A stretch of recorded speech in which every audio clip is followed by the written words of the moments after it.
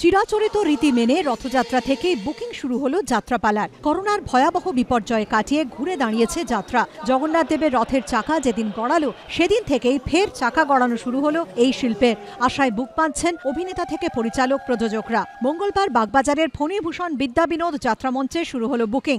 আনুষ্ঠানিক উদ্বোধন করলেন পশ্চিমবঙ্গ যাত্রা একাডেমির সভাপতি মন্ত্রী অরূপ বিশ্বাস।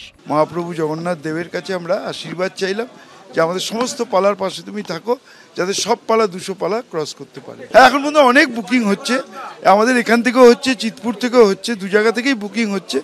আমি এইটুকু কৃতজ্ঞতা ধন্যবাদ জানাবো রাজ্যের মাননীয় মুখ্যমন্ত্রী মমতা বন্দ্যোপাধ্যায়কে। তারই জাদু স্পর্শে আজকে যাত্রা আবার সবইময় ফিরে এসেছে। যাত্রাপালার কলাকুশলী ছাড়াও উপস্থিত ছিলেন পালার প্রযোজক, পরিচালক এবং পশ্চিমবঙ্গ যাত্রা একাডেমির ভাইস চেয়ারম্যান মন্ত্রী ইন্দ্রনীল সেন। খুব ভালো বুকিং হচ্ছে এবছরে।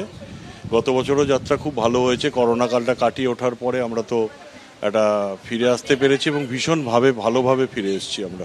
এই বছর তৈরি হয়েছে 55টি যাত্রাপালা। প্রতি বছর বারাসাতে হয় 2 দিনের যাত্রা। সেই উৎসব 3 দিনের হোক এবং মঞ্চস্থ হোক রবীন্দ্র সদনে। মুখ্যমন্ত্রীকে দেওয়া হবে প্রস্তাব, জানিয়েছেন 2 মন্ত্রী। সত্যজিৎ বৈদ্যর রিপোর্ট, এবিপি আনন্দ, কলকাতা। রথযাত্রা লোকারণ্য মহা ধুমধাম, ভক্তরা লুটায় পথে করেছে প্রণাম। রথযাত্রার এই ছবি চিরপরিচিত।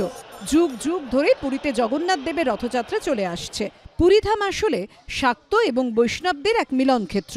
রথযাত্রার সেই ছবি দেখা গেল কলকাতা পুরসভা 13 নম্বর ওয়ার্ডের উল্টোডাঙ্গা ক্যানাল ইস্ট রোডে। 3 বছর ধরে রথযাত্রা পালিত হচ্ছে স্থানীয় জগন্নাথ মন্দিরে। উদ্যোক্তা তৃণমূল কাউন্সিলর অনিন্দ কিশোর রাও।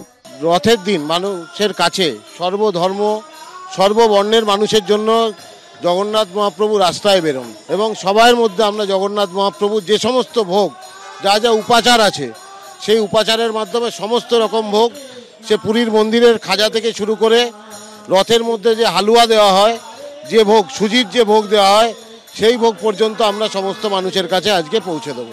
এখানকার বিশেষত্ব, পুজো থেকে ভোগ তৈরির জন্য পুরোহিত ও ঠাকুর আনা হয়েছে ওড়িশা থেকে। সত্যজিৎ বৈদ্যর রিপোর্ট, এবিপি আনন্দ, কলকাতা। সত্য অন্তহীন, সত্যের খোঁজও তাই। সত্য সন্ধানে তাই আমরা অক্লান্ত, অকুতভয়। এবিপি আনন্দ নতুন ভাবনার প্রতীক, যা মনে মুক্ত, তথ্যে যুক্ত এবং যাবতীয় সীমানার বাঁধন থেকে মুক্ত।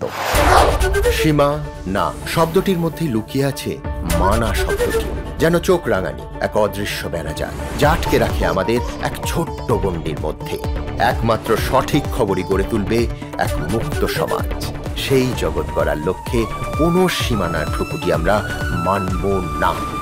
এবিপি আনন্দ এগিয়ে থাকে, এগিয়ে রাখে।